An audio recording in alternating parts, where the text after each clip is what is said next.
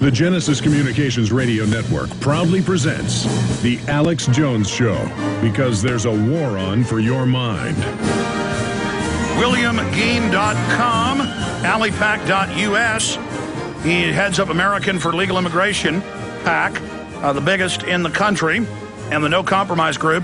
A month ago, here on the show, he outed what is well known in Washington. They're not even making an issue out of this with the anti-free speech, pro-open border, anti-Second Amendment Supreme Court nominee, Elena Kagan. But that's how they bribe them. That's how they extort them. That's how they compromise them. Look, what they do in their bedrooms, their issue. Though I don't want to look at Elena Kagan. It makes me physically nauseous. So does looking at these other people, just because they're such, demonic tyrants.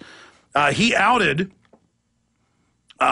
Lindsey Graham, and then Lindsey Graham, and Mr. Gein has also worked in Congress, suddenly backed off open borders, suddenly backed off carbon taxes, suddenly apologized for health care, because they were bribing him the whole time. They were extorting him, clearly.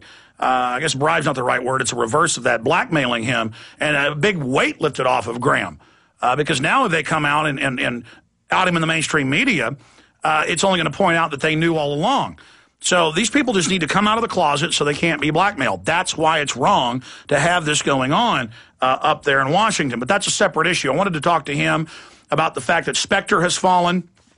Senator Robert F. Bennett of Utah has fallen. J.D. Hayworth has come from 20 points behind to, in most polls, a dead heat with McCain, and some polls now passing McCain. We've got until late August for the Republican primary in Arizona. That is a key fight. We have Rand Paul, who is for border security and sovereignty, trouncing the neocon candidate.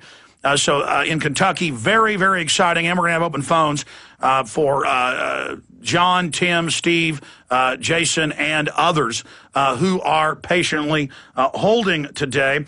And there's new news out here. Mexican pirates attack American fishermen. San Antonio Express News. In fact, we'll put that up on screen. Here it is out of the San Antonio Express News. Pirates, again, plying the waves of Falcon Lake. Mexican president rebukes U.S. law at White House, says Arizona immigration law is forcing our people to face discrimination. So his people in America. Can you imagine if we had an American president with 30 million people in Mexico saying, my people, you better do this, telling us what to do in America?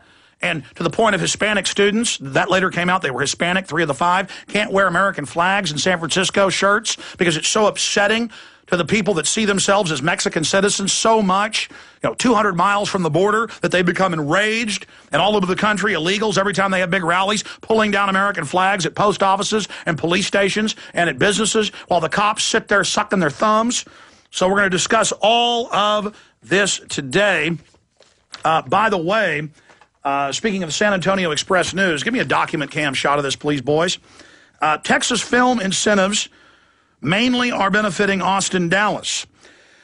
And this is from last year. This is from 11/28/09, or in November of last year. And it has the head of the Texas Film Commission, this is run by Perry, but the head of the commission itself saying, we are funding Machete. Now, we called the film commission, this race war film, last Thursday before we published our article that was in the Washington Post, Drudge, and other publications. We got 3 million, Friday, Saturday, and Sunday, 3 million additional readers from that one story. 3 million. Very, very exciting on that. And that's not counting all the thousands of sites that copied our story. And the headline was, Racist Film Machete funded in part with taxpayer funds.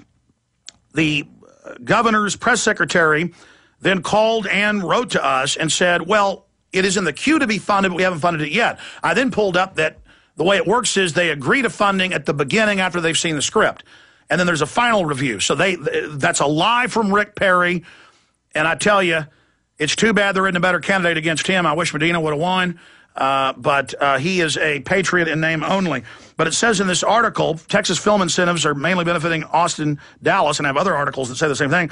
Austin was also the site of the production of the Rodriguez-directed movie Machete. The project was announced shortly after the film incentives were created, and Higgins said the announcement was symbolic for the incentive program. And that's the Higgins, or Huggins, excuse me, is the head of it. Rodriguez's Austin-based production company, Troublemaker Studios, is also filming the movie Predators, a continuation of the series Predator films in Austin. Then we have another one here out of Slackerwood, reporting that Machete is being funded by the Film Commission. So caught lying, and we did add the governor's statement in our article that he sent us. And we need to do another article exposing the fact that there's a cover-up. Rodriguez has his free speech to make this film. He has his free speech to make this film. But you can't then use our tax money for it. I mean, can the Klan get some tax money for a movie? I'm totally against that. Make whatever racist crap you want, Ku Klux Klan, but do not take my money to do it. Just like I don't want to pay for abortions with my tax money. Let's go to William Geen of Alley Pack. I've thrown out some of the issues we're going to discuss. Good to have you here with us, sir. Hey, Alex, and I want to thank you again for your coverage on that Lindsey Graham situation. After going through a ring of fire on that, coming on your show, I got such a great response from people that understood what had happened there, understood the heat that I took, and understood that, I'm the guy that hit Lindsey Graham, and he backed away from Obama and Napolitano, giving everybody a little bit more time right now. So I really appreciate that, and I also want to thank you for being so on the mark and on the money about this movie, Machete. I know you get a lot of emails and communications like I do, and I know a lot of people are waking up, and a lot of people are taking action, a lot of people are very focused. But it also seems to me also there's almost like a panic out there. Like there's so many things that are hitting the public at once now, and there are a lot of, confusion and people, almost like some type of state of panic. And when you look at something like Machete, your job and my job at Alley Pack has been bringing people information that a lot of times they don't want to hear it. They don't want to deal with it. They feel powerless about dealing with it. And looking at Machete, knowing what you know about illegal immigration and the people behind it, and me looking at the trailer, knowing what I know about the inner workings behind it, I saw it, and I told people, I said, look, I see a lot of horrific stuff involving machete massacres, decapitated bodies, gang rapes, mass murder, destruction of nations, and it takes a lot to get it takes a lot these days to get my blood pressure up. But when I saw that trailer, and I knew what it meant, I knew that if that movie is like the trailer was created, as it was, created in for the release on May 1st with the message to Arizona, I was like, people are going to die over this film. People will die because of this film, and it was everything I could do to fight the urge to send out a national press release, encouraging all Americans to take all reasonable steps to protect themselves and their families.